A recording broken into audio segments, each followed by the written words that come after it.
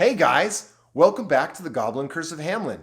I'm author Dan Allen, and we're going to read today chapter 12 with Davy the Dragon, Bridget the Bunny, and Darla the Duck. Darla, I really like your new polka dot tattoos. They're stunning. Yeah. Well, let's get back to the story. Remember, Tobias is trying to catch up to Matthias the hunter who's out to find a goblin, because if he can kill a goblin, he gets to marry the princess. But Tobias' sister is a goblin, and he wants to defend them. So he and the princess are going to attempt to sneak out of the castle. Chapter 12, The Wolf. Anna let herself down the dumbwaiter chute using her hands and soft-soled shoes for brakes. She emerged in the kitchen and stepped nimbly through the minefield of teetering pots and dishes. The tunic she wore smelt strongly odorous, for Tobias had worn it many days without washing. Remember, she's traded clothes with Tobias, and he's wearing the princess's nightgown. But Anna did not think on that as much as she felt protected by it, as if the cloth held some kind of magic by which Tobias, the mysterious piper, had sewn up the gash in her heart at her mother's passing, or the wizardry by which he captivated a herd of deer with a set of tiny, silent pipes. At least it helped. Mostly, though, she wanted to plug her nose, which barely managed not to do so by thinking such positive thoughts. Before Anna pushed open the kitchen door, she leaned to unlatch the window shutter, in case the kitchen was locked when she came back. Anna had a plan for everything. Doing this, she tipped a pot, but caught it by her royal luck between her feet before it hit the floor. Once outside, she hastened to the outhouse by the servants' quarters, where she had determined to meet Elias the runner, after the first watch had checked her room. But Tobias's arrival had let her escape sooner than expected, so Anna was sure she would be the first to arrive at the meeting place. Pulling the outhouse door open a crack, Anna felt two hands grip her arms tightly and pull her inside. "Princess, thank goodness it's you." "Heavens, Elias, you scared me out of my wits. You're early." "So are you. What about the watch?"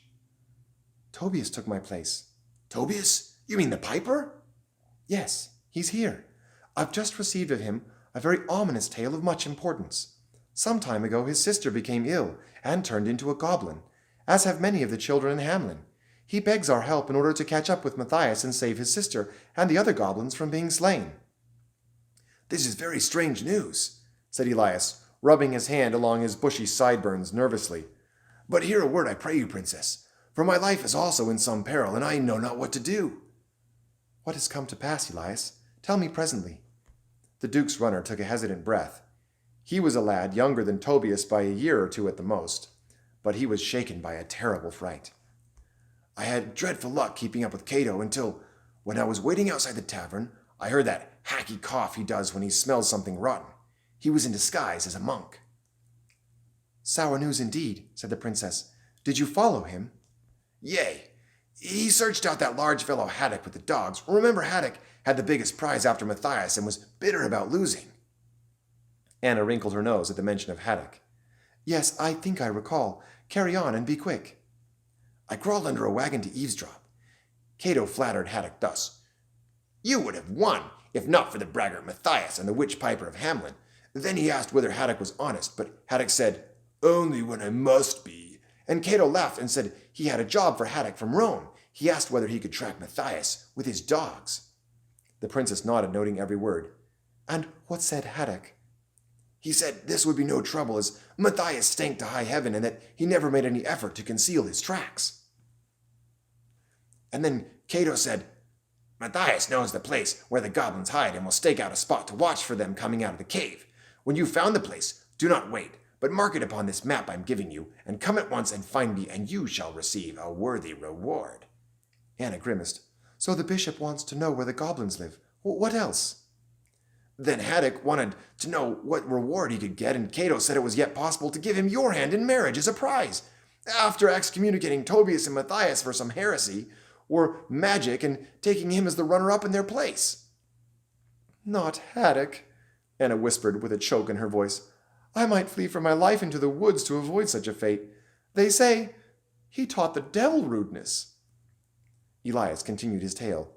"Cato let the mercenary out of the city by the secret ramp through the cathedral cellar, both he and his dogs and his horse." Anna nodded. "But the ramp is still open, the way you put yourself out to escape the city on my errands." Yea, a large lock fixes the bolt, but the workings of the hinge are rusted. The whole door can be easily moved aside. Then we're in luck, said Anna, for I intend to escape this night with Tobias and lead him by the fastest road ahead of Matthias, to stop him before he spills the blood of some poor goblin. But Elias, why are you so taken with fright? Elias made fists with his hands to stop the tremors in his fingers. As soon as the tracker had gone, I started from my hiding place, but Cato spied me and chased after.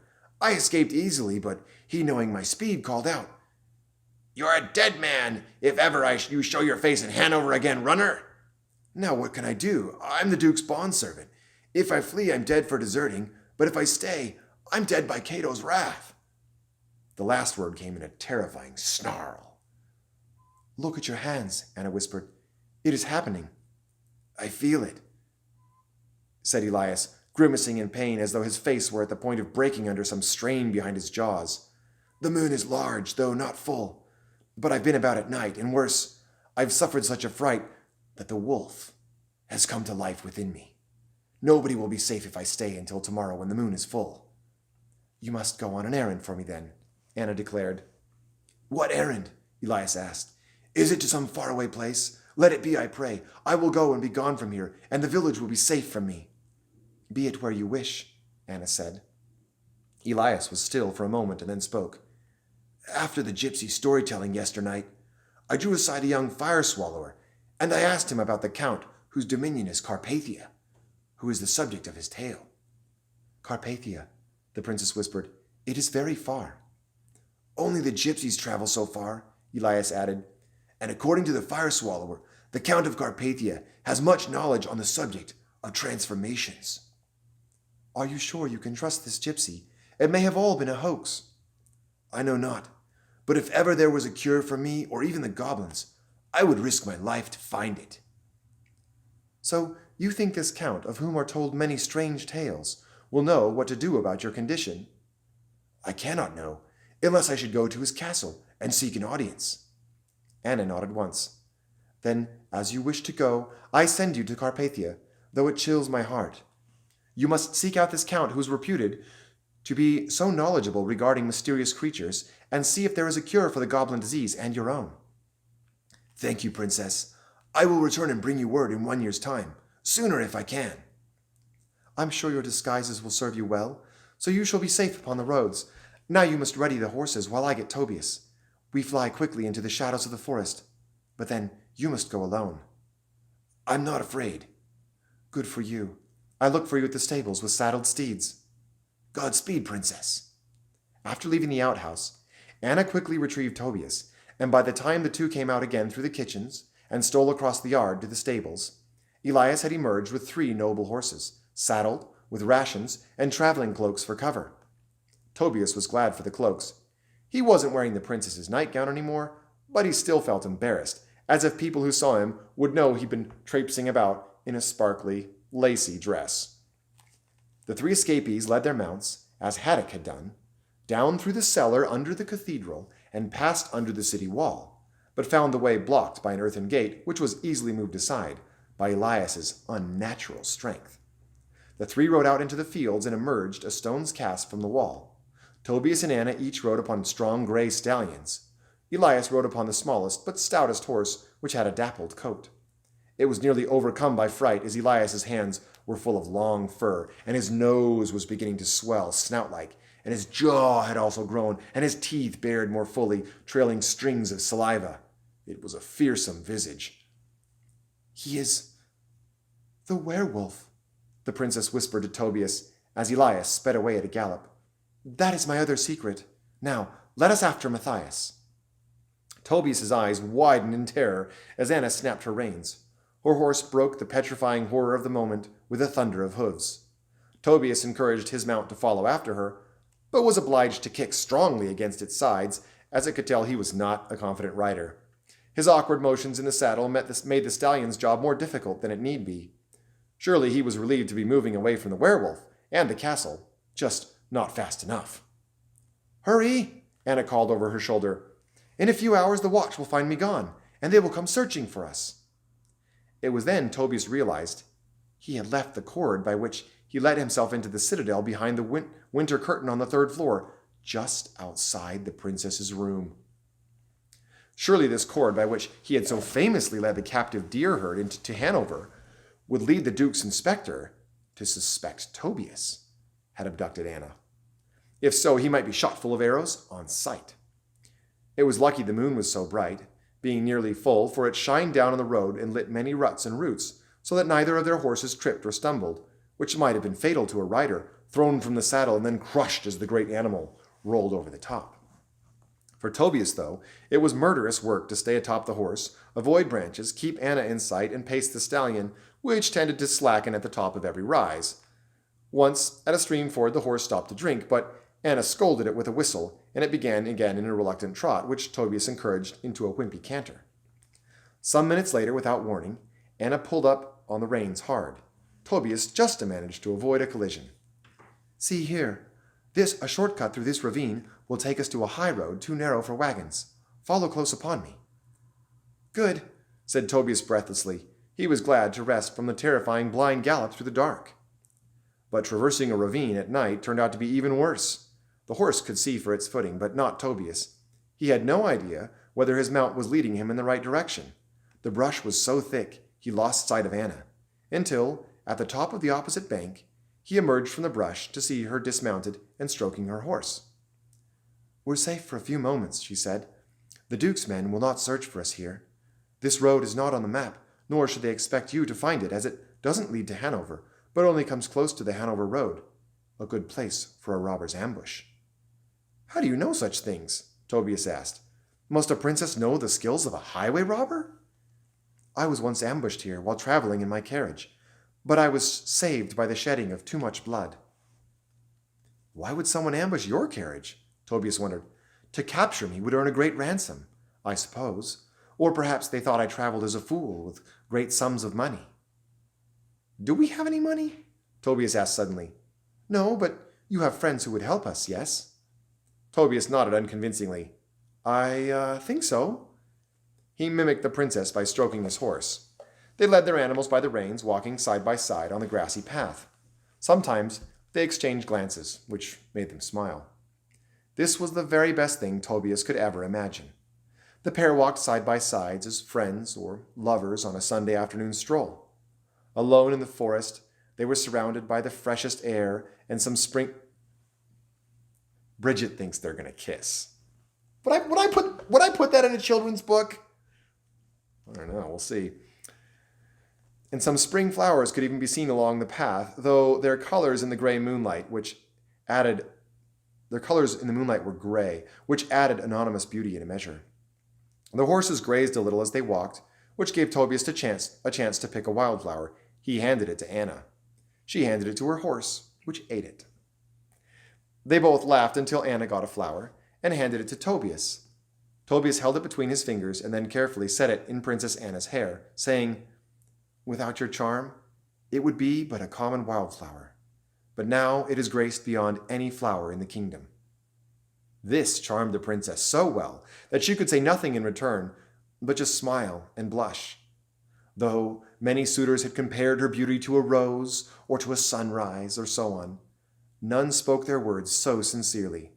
She held his gaze for a few seconds, which seemed an eternity of bliss to Tobias, and in this moment, Anna told Tobias that she loved him, but only with her eyes. It was not a time for words, for the forest was still, with the moon hanging bright overhead, and everything was magical. But then Tobias saw the round shape of the moon reflected in Anna's eyes, and it sent a shiver of fright through his body. "What is wrong?" she asked. "I was wondering. Can you tell me what happened to Elias? Does he turn into a wolf at the full moon?" Anna sighed, turning away and leading her horse again. Tobias followed with his horse, eager for an explanation. "Not a true wolf, of course," Anna replied. "What happens to Elias is the doing of an ancient curse." "Not unlike the Goblin Curse, perhaps," Tobias suggested. "Perhaps," Anna said softly, "but more dangerous. Oh, so much more dangerous. I'm afraid it is a sad story," Anna said as she led her horse to the stream's edge to drink, for the horses were rested enough to drink. Never let a horse drink when it has just been running very hard, as this can be dangerous to them. Tobias did this for his horse also. Elias was a shepherd of the Duke's flocks, explained the princess, when on a certain day there came wolves out of the forest, and all the shepherd boys fled. But Tobias stayed, and 2 brave others. They swung their crooks, knocking many wolves to the ground. Elias crushed the skull of one wolf, the Alpha. In the same turn a young wolf bit him upon his hand, but he drove it off by poking its eyes. He's very brave and clever. His brother was also bitten, and another lad. Those 3 had engaged the entire pack alone, but were not yet slain when the men came to rescue them with halberds and axes. I suppose they were heroes. Yes, Anna added. The Duke gave each posts in his house and made them a public example of bravery. So that's how Elias came to be the Duke's runner? Not so. At first he was a stable boy. He earned his job as runner because of what happened after the wolf bite. What happened then? Tobias inquired with heavy curiosity. A fever set in, which took neither his brother nor the other fellow. Not all people succumb to the old diseases, Tobias explained. Most are not affected at all. I cannot become a goblin no matter how much bad well water I drink. Yes, it is a matter of bad fortune, I suppose, Anna answered in her intelligent, soft voice. Then what? Tobias asked. His horse was done with drinking, but he was eager to hear the tale finished. I came to visit him and see how he fared, Anna said with a shiver. I found him upon the floor in great pain. His face was disfigured, and his hands covered with long hairs. Come not near me, he begged. I know not what these hands will do when my nose smells some flesh. I bid him control himself but 5 minutes, and I led him out of the city by the secret way. He returned in 2 days' time in perfect health, and so I knew he was a werewolf. Each month I gave him an errand to run without the city, so that he might take his leave when the moon was full. But even when the moon is dim, Elias has some measure of wolf's strength and also much speed. That was very brave of you to offer him help, Tobias said genuinely. I admire you for it, even more than your beauty. Anna pushed a strand of hair behind her ear and smoothed her dress. If you say so. In any case, Elias is most loyal to me, even unto death. You know this? Anna nodded. When my carriage was ambushed, our lives came to mortal peril, and it caused the wolf change to occur out of season. Elias tore the robbers to pieces before my eyes. His speed and strength were incredible and terrible. Sadly, one of my footmen, when he tried to run, was also slain by the werewolf. Tobias thought this was a very sad story indeed. Perhaps it was hard for Elias to feel forgiveness for this. The footman was innocent. Anna shook her head. Elias has no memory of what comes to pass when he is changed to a wolfman. But luckily, the other guards were all fallen, injured by the hail of arrows, so that none else but my young eyes saw what truly happened. Did you tell Elias that he killed an innocent man? Anna shook her head again. It would break his heart. He is noble, and I treasure his loyalty. If he learned that by the wolf within him some innocent man was killed, Elias would leap from a cliff to prevent another tragedy. We all have some sin we cannot atone for, Tobias said thoughtfully. Do you think God's mercy is not great enough to save Elias? No. God may save as many as he pleases, but especially when men go about doing good as Jesus taught us to do. Elias shows his good heart by his loyalty and his sacrifices for you. I think God will take his sin upon the cross, so Elias will one day be made a guardian angel. Well, what do you think of this? Anna smiled. I like that idea very much. It puts peace in my heart where before there was some fear and darkness. That's the effect of truth on the heart, Tobias said wisely. Those feelings I understand. Anna looked at Tobias with a half smile. Pray tell, good piper, what feelings are those you don't understand? I hear by your voice some doubt. Not doubt, princess, Tobias assured. He breathed in deeply. It's just I find some feelings harder to say without music. Anna smiled again, this time with a coy grin. What are those feelings, Tobias? Now Tobias was beginning to be very uncomfortable. The princess was pushing at that most tender spot in his heart to pry it open and expose the whole matter of his affection for her. It seemed she took great pleasure in doing so. I must be brave, Tobias thought. Feelings can't be scarier than scaling castle walls in the dark, and I've already done that. He plucked up his courage. These are the words. I shall say them to you now. I love you, Princess Anna. He said those words aloud, and he felt as though a great wave of holy water had rushed into the chambers of his heart, so that every feeling was made to be pure and glowed within him, like the light of heaven's own love, and also that a great burden had disappeared within him. Anna wiped a tear from her eye. You're very kind, Tobias, and I But Anna could not say she loved Tobias. A princess is not allowed to say such things without permission of her father. That is because a princess's feelings can have great consequences for her country and her people. Anna carried that burden in her heart, while Tobias had lightened his heart by a true confession of his feelings. "Let us be on our way again," Anna suggested. "Our horses are ready, and we must catch Matthias before he reaches Goblin Town." The friends climbed into the saddles and set into another brisk ride, heading south and west toward the River Weser and Hamlin, and also Goblin Town, where there would be some danger for Claire and Leffler. That's the end of Chapter 12 of The Goblin Curse of Hamlin. I'm author Dan Allen. I'll see you next time.